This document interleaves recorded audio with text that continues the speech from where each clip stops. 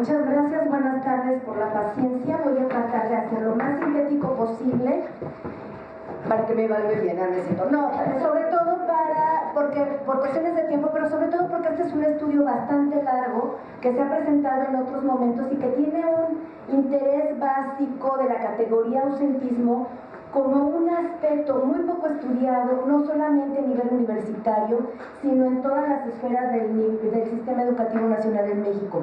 Haciendo una exploración en general, ustedes lo pueden constatar, no hay estudios que puedan profundizar al respecto. Incluso dentro de los trabajos del Instituto Nacional de Evaluación Educativa, sí podemos ver como uno de los indicadores que habría que explorar en el futuro porque son predictores del abandono. Pero no hay los estudios como tal. Este trabajo lo empezamos a explorar con un equipo de investigación en una primera parte al nivel medio superior en la Ciudad de México, en distintas escuelas de diversa adscripción, todas ellas de nivel público. Al ver esta importancia de los resultados, hicimos un ejercicio aquí en la Universidad Pedagógica, bueno, la licenciatura en Sociología de la Educación, para variar van a salir aquí muchos estudios al respecto, pero tampoco teníamos, a pesar de los estudios que se han hecho en la licenciatura, quiero decir, además también rastreando institucionalmente, que ha sido una de las licenciaturas más estudiadas, por lo menos desde hace 12, 15 años. No teníamos tampoco un estudio relativo al ausentismo como un elemento fundamental. Sí quiero aclarar que mi interés, más que en la práctica docente, era propiamente en detectar sobre una categorización muy específica cuáles eran las actitudes ausentistas en los estudiantes universitarios de la licenciatura.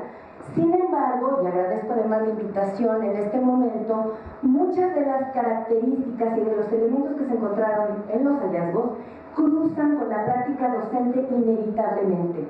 Entonces, en este sentido, haré énfasis en esta parte y bueno, por ahí ya está el documento que es muy grande, hay una parte que va a salir publicada próximamente en todos los otros avances de investigación del área académica 1. Hay dos estudios muy importantes que se hicieron para la licenciatura en Sociología de la Educación que emanan de los propios académicos que me parece importante sugerir en términos de la contextualización, que sería el trabajo de Cuevas y Gutiérrez de 2008 y el de Cole y Olivier en 2006. Estos son referentes importantes porque en ambos trabajos ya sale el elemento ausentismo como un factor muy importante también ahí detectado. Aquí lo que me importaba es ubicar dos factores. Por un lado, se ha demostrado que las actitudes ausentistas de los estudiantes son multifactoriales y por lo regular los estudios sociológicos se abocan a los factores endógenos. Las distancias de recorrido, situaciones socioeconómicas, pero los trabajos poco atienden a cuáles son las dinámicas internas en las universidades que propician el ausentismo. Nuestro supuesto era el siguiente, en términos de una aportación a nuestro trabajo en la universidad, es que hay situaciones sociales de las cuales escapan de nuestras manos y como institución no podemos hacer nada, salen de nuestro ámbito de control. Entonces, el perfil de la investigación lo que pretendía es ver qué cosas sí hacemos como institución que están propiciando actitudes ausentistas, tanto a nivel institucional como en general, como a nivel de coordinación del programa educativo, la relación docente y luego propiamente la actividad dentro del aula. Entonces ese fue como el marco. Sí hicimos un perfil general socioeconómico y perfiles muy generales, pero nos abocamos a esta segunda parte. La generación que estudiamos fueron todos los semestres de la licenciatura de la generación 2015-1 y 2015-2. Hicimos seguimiento en un año de todos los semestres. ¿Cuál fue además nuestro marco general? Bueno, cubrimos principalmente 4 dimensiones. La primera fue tratar de construir instrumentos que nos abordaran la dimensión docente, por un lado, la segunda, la dimensión curricular, la tercera, la dimensión organizativa y por último, una dimensión normativa. En este sentido, bueno, nos basamos en esta construcción en otras investigaciones que hay a nivel internacional. Lo que tratamos también aquí de ver es tratar de construir inicialmente una categorización en estos estudios que ya se han realizado sobre los diferentes tipos de ausentismo. Nos dimos cuenta que ese era un elemento fundamental para poder comprender el ausentismo dentro de su complejidad y no solamente restringirnos a la definición, es el que no llegó a clases. Ese que no llega a clases tiene diferentes modos de operar. Inicialmente, lo que hicimos fue construir 7 categorías a partir de estos estudios internacionales. Eso fue una primer referente. Segundo, a partir de los poquísimos trabajos que encontramos a nivel nacional. Y tercero, a partir de cómo nos fue la operación metodológica en el ejercicio que les comenté que se hizo un año atrás en la educación media superior. De tal suerte, estas categorías, se las voy a decir rapidísimo, o estos 3 tipos fue, hay un ausentismo de retraso. La definición es muy simple, son los estudiantes que todo el tiempo llegan tarde a la clase, nunca llegan a la hora. Hay un tipo, ¿y por qué le llamamos ausentismo? Porque no llegan completa, a la clase completa, llegan retrasados a la discusión y de pronto llega una vez en la que ya no entran porque es demasiado tarde. La clase era a las 10 y llegan a las 11. Un ejemplo. Luego hay otro tipo de ausentismo que se le denomina interior o virtual, en la cual los estudiantes, aunque están presentes en el salón físicamente, se hacen invisibles hacia la clase o hacia el profesor. Su lazo con la escuela, con la institución, más bien son sus pares, más que el aprendizaje mismo o la motivación con los profesores. El tercero es un ausentismo elegido. Totalmente conscientes, no participan en la vida escolar, algunas veces faltan a clases, pero no necesariamente esta es la característica que los hace ausentes. Es más bien una decisión de no involucrarme en nada a lo que me invite la universidad, ni a los conciertos, ni a las posadas, a nada que haga la institución, ni la coordinación. Hay otro que es un ausentismo crónico. Son los estudiantes que faltan constantemente, continua y notoriamente a alguna o a varias de las clases. Eso lo podemos nosotros tener ahí muy claramente. El problema es que este ausentismo crónico al final del semestre se convierte en un número muy importante de faltas que ya no les permite ni siquiera presentar sus exámenes o sus evaluaciones.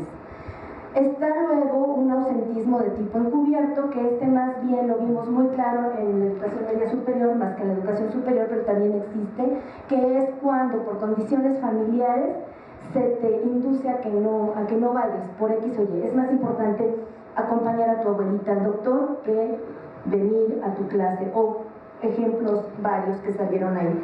Luego hay uno dirigido o selectivo, que es encubierto también por la familia o es también asociado por la familia, pero que tiene más que ver por cuestiones más de tipo filosófico, religioso, este tipo de cuestiones. Es un tipo de ausentismo mucho más complejo de ubicar y de comprender en el contexto universitario. Y luego está el ausentismo esporádico. Este se da con mucha frecuencia en la universidad pedagógica y específicamente en la licenciatura, y es aquel en el que sí llega a la universidad, que no a la clase, sí llega a la universidad, pero opta por hacer mejor otra cosa que está más divertida, desde el triángulo, la cafetería, la biblioteca o cualquier otra cosa, ¿no? Ese ausentismo esporádico no se asemeja al crónico, porque este puede ser que se salte la clase una o dos veces quizá en el mes, ¿no? Ahora, en este sentido, estas fueron como las grandes categorías que resaltan. Todos nuestros hallazgos sí se ubican en estas categorías, unos más, otros menos, ahorita lo vamos a ver. ¿Cómo fue el procedimiento? Fue básicamente en 4 etapas. Estas etapas fueron, en las 2 primeras se hicieron encuestas. Se hizo un desplegado de varios estudiantes que estaban en servicio social, quienes nos apoyaron para hacer los recorridos por las aulas, tanto en turno matutino como en turno vespertino. Entonces hicimos un primer pilotaje y luego hicimos unas variaciones, encuesta, lo que le denominamos encuesta A y encuesta B. Después de estos dos, hicimos un ejercicio de grupo focal. Y por último, a partir del cruce de los resultados del grupo focal más los resultados de los cuestionarios, de las encuestas, hicimos alguna selección de estudiantes para hacer entrevistas a profundidad. En este conjunto, entonces, bueno, es una metodología triangular, básicamente, en la que pusimos mucho más énfasis en la interpretación cualitativa que les diré a continuación.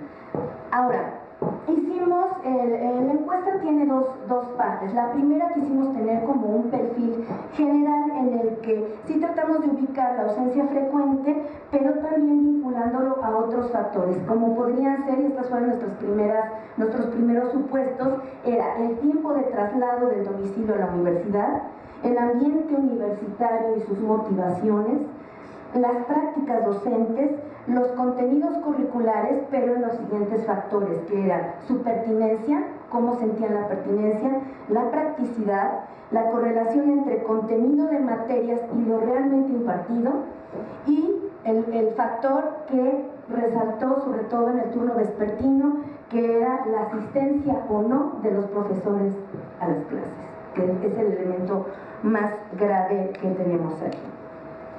Ahora, entre los hallazgos quiero comentarles que de esta generación, además en el conjunto de los inscritos en sociología, no era una generación muy grande.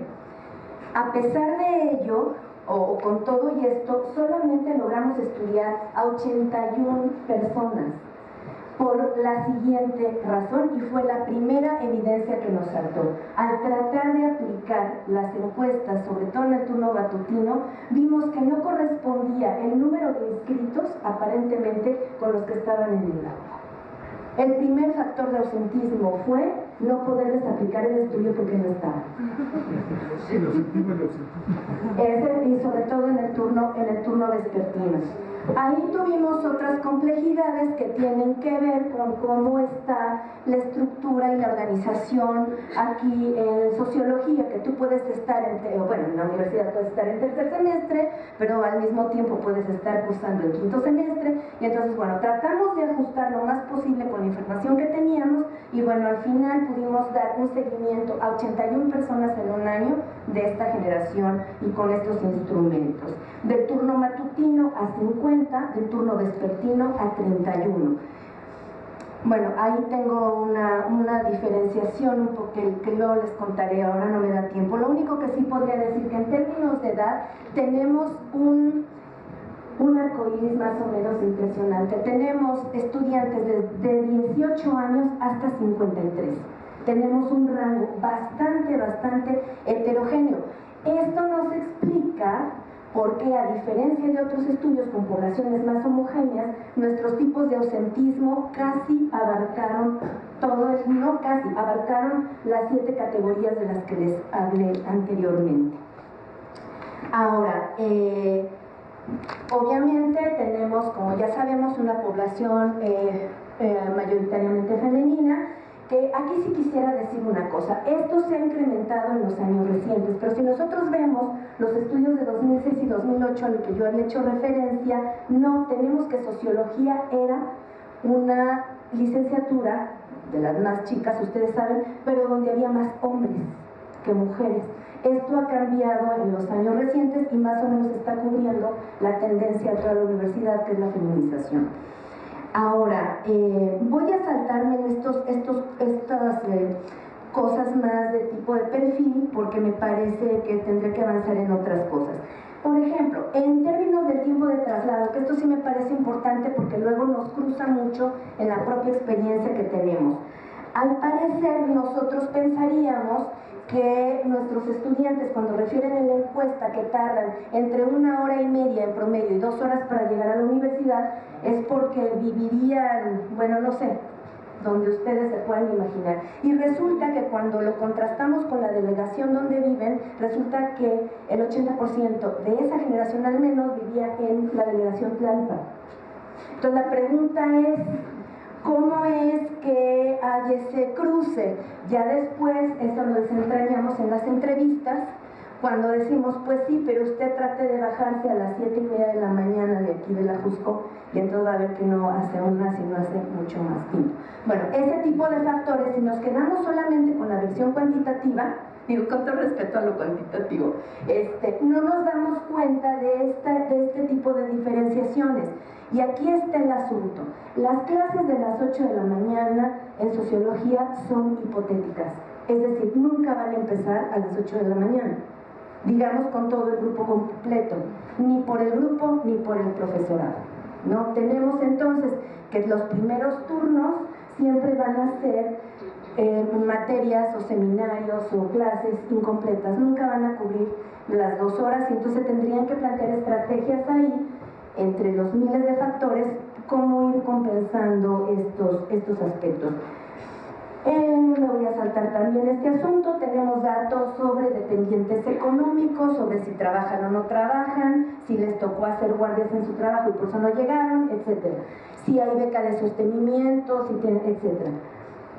Aquí hay un elemento que ya alude más a nuestra perspectiva interna, y era la primera pregunta: ¿estudias en la universidad que querías? ¿Estudias en la licenciatura que querías entrar? Y entonces aquí lo que nos encontramos son cosas muy interesantes. Nosotros pensábamos más bien por otro tipo de acercamientos, que muchos de la licenciatura en sociología, para empezar, ni siquiera querían estudiar en la universidad pedagógica, sino en ciencias políticas, y que de repente les meten el asunto de educación y entonces esto se les convierte en un grave problema de desencanto del propio perfil del programa. Pero resulta que a la hora de la encuesta nos damos cuenta que en el turno matutino mayoritariamente están conformes con estar en esta licenciatura. La diferenciación que teníamos ahí de los que decían no estoy contento de haber entrado a la universidad pedagógica, pero no me quedó de otra, a lo largo de los primeros 2 semestres, esto me parece que es muy importante, puede generarse una exactamente, tanto con la universidad como con la licenciatura. Son los 2 semestres clave para poder enamorar a los estudiantes, porque han afirmado, yo no quería estar aquí, pero ya que estuve aquí me gustó mucho, y entonces empieza a transformarse la percepción. Ahí empezamos a tener ya exploraciones mucho más profundas en términos del ausentismo, que creo que es importante compartirles. Los estudiantes o las personas que estudiamos se refieren a que en la mayoría les gustan las materias que se imparten en la carrera, y con la mayoría estamos hablando de un 80% de los estudiantes. Les gustan las materias, pero ojo, en el mapa curricular. O sea, lo ven y dicen que eso está padrísimo, pero sí hay una distancia entre la expectativa del mapa curricular y luego con lo que en realidad es, como los memes, ¿no? Lo que es, lo que creo y lo que realmente fue, más o menos así está este planteamiento. Y sí tiene que ver fundamentalmente el perfil del profesor o de la profesora. Eso es un elemento fundamental. Hay cambios estudios programáticos y eso lo tienen claro, o más bien lo van teniendo claro a la mitad de la carrera, que puede decir, por ejemplo, problemas socioeconómicos de la educación en México, pero si te lo da A, van a ver esto. Si te lo da B, quién sabe. Si te lo da C, es decir, no hay una homogeneidad, más bien varía por el tipo de profesor que te va a dar. Es decir, no hay una certeza que te da el programa, porque se sabe que más bien depende de quién te la va a dar, es quién sabe qué cosa va a aparecer ahí. Eso es una cosa frecuente. Esto es importante considerarlo porque luego, en términos de la medición del ausentismo, esto es un factor clave. Si me lo da sultano o sultana, entonces ya sé que puedo asistir a 5 o 6 clases. Si me lo da perengano, no, tengo que asistir las 16, 17 o 18. ¿Sí? Es decir, hay una desarticulación impresionante entre el contenido, lo que se imparte y luego la decisión de entrar o no. Eso es importante. Ajá. Ahora, yo les quisiera leer rapidísimamente, ya sé que estamos sobre el tiempo, hay muchas más cosas, pero sobre ya cuestiones textuales que se dan en las entrevistas a profundidad, más allá del ejercicio muy importante que se hizo con el grupo focal. Yo quiero reconocer a las asistentes de investigación que estuvieron, que desgraciadamente no pudieron estar ahora porque ya están en otros asuntos laborales, pero un ejercicio que se hizo con el grupo focal fue muy interesante en ese sentido. Y lo hicimos a propósito. La primera hora estuve yo con ellas haciendo el ejercicio, se grabó todo, y a la hora yo tomé mis cosas y me salí y se quedaron ellas eran recién egresadas. Bueno, el nivel de respuestas, quiero decirles que fue impresionante, solamente desde el momento en que yo me salí de ahí y se quedaron con lo que ellos percibieron que eran sus pares, pues con toda la confianza. Entonces, lo que les voy a leer aquí son algunas cosas del grupo focal y otras ya de las entrevistas a profundidad. Dice, ¿cómo podrían decirnos los profesores que lleguemos temprano si todos, bueno, la gran mayoría de los maestros no llegan a la hora?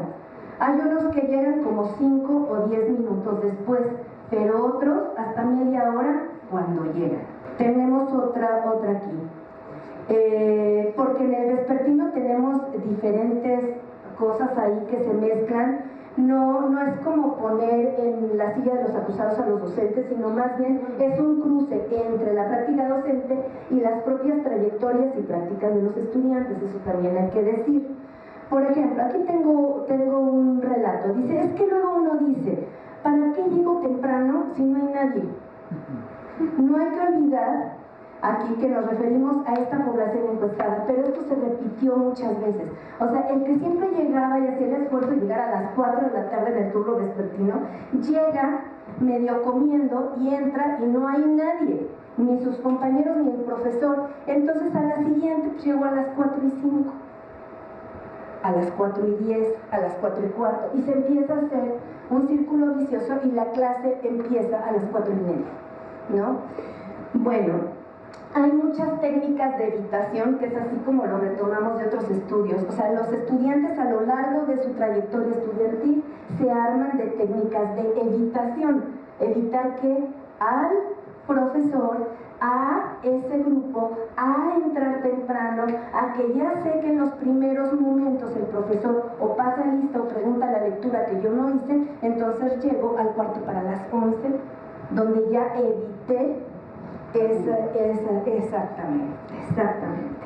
Eso es muy recurrente, casi hay una confesión del 80-85% de la utilización de técnicas de evitación de los estudiantes de sociología. Y aquí tenemos unas gráficas, pero por cuestiones tecnológicas no me lo puede traer ahora, y tiene que ver con esto que ya se había planteado en otras investigaciones aquí. Una, resalta en un porcentaje muy alto, tanto por el turno matutino como el vespertino, las prácticas docentes aburridas. Básicamente, entre otros factores, pero una que destaca mucho es que los estudiantes mejor van al baño y luego ya no regreso porque me estoy durmiendo en esta clase. Otro elemento que es muy importante que quisiera resaltar aquí, que son estos dos, por eso lo digo, una práctica docente autoritaria. Entonces, Mientras para el turno matutino, aquí sí hay una diferencia, fíjense, por alguna razón, a lo mejor es por el tipo de planta docente, yo ya no me metí ahí porque esa no era como el tema, pero mientras para el turno matutino el elemento central para no entrar a su clase es una práctica docente aburrida, en el turno vespertino es por una práctica docente autoritaria. También en el turno vespertino lo refieren, pero es un poquito más alto el aburrimiento, digamos, y en el otro más bien es como el autoritarismo. Aquí tendríamos que entrar en un rollo como de percepción de otro tipo de cosas, que se entiende por práctica autoritaria, etcétera, pero de entrada tenemos estos elementos. Entonces, al entrar a lo curricular detectamos lo siguiente. El mayor porcentaje en el turno matutino lo que refieren es que los contenidos son muy complejos. Y aquí tengo que hacer una acotación, tampoco es balconeo, pero sabemos por los resultados, otros que ha trabajado Andrés sobre todo, que desafortunadamente en los exámenes de ingreso los estudiantes de sociología son los que entran con los menores porcentajes de evaluación. Esto nos tendría que, más que para flagelarnos y decir, ay, es por el estudiante, más bien tendría que permitirnos una reflexión de qué tipo de plan de estudios estamos trabajando, qué tipo de lectura estamos dando que dé respuesta a la atención de ese estudiante. De nada nos sirve bajar puntajes para admitir, digamos, populistamente ahí el asunto, si a la mera hora dentro de nuestros contenidos seguimos poniéndoles la vara muy alta en los contenidos y de todos modos el alumno no va a entrar a esa clase porque no le está entendiendo nada. Y al final, esa recurrencia va a caer en el abandono. Ya concluyo con esto para ya no aburrirlos. Hay dos problemas que se bifurcan, que serían como algunas de las conclusiones. Por una parte, hay cierta dispersión en la dinámica de la enseñanza en algunos casos, que se mezcla por otros con el autoritarismo e imprecisiones programáticas y de formas de trabajo. Pero se suma además una percepción de que hay una complejidad con los textos, y ahí entramos otra vez en las técnicas de evitación. ¿Cómo le hace el alumno para hacer como que sí, hacerte creer que sí estoy leyendo, pero en realidad no es así? Y entonces cierro con esto, también con un par de, más bien con una cita de uno de los estudiantes, y este también fue del grupo focal. Dice, hay mucha repetición, pero la repetición no solo es en los contenidos, sino es en los profesores, y esto a la larga cansa. Ya sabemos cuál va a ser el rollo de este profesor. Da igual que materia nos den, todas las da de la misma manera y casi son las mismas lecturas. Sus argumentos siempre son los mismos, por eso vamos saltando las clases. No importa porque a la que entres va a seguir con el mismo asunto.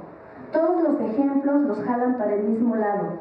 A veces se siente que solo van a las clases por compromiso. Se ven algunos y algunas que ya están bien cansados. Todo es muy teórico y muy cargado. No hay espacio para que te lleven a prácticas ni siquiera tantito, que te saquen de los salones para que te expliquen cómo ver la realidad de a de veras. Bueno, pues muchas gracias. Yo lo dejaré.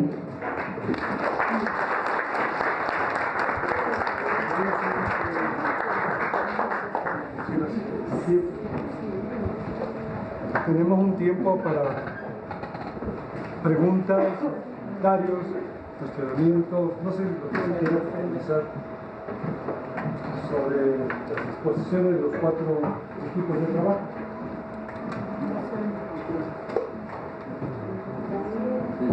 Bueno, aprovechando ahorita que tenemos fresca la intervención de la doctora Guadalupe Olivier, me gustaría, creo que todos los trabajos están centrados mucho en el trabajo, todos los trabajos están muy centrados en la cuestión de la institución hacia el docente, pero creo que hace falta un tanto la perspectiva del docente. Habría que preguntarle también, ¿no? ¿Por qué?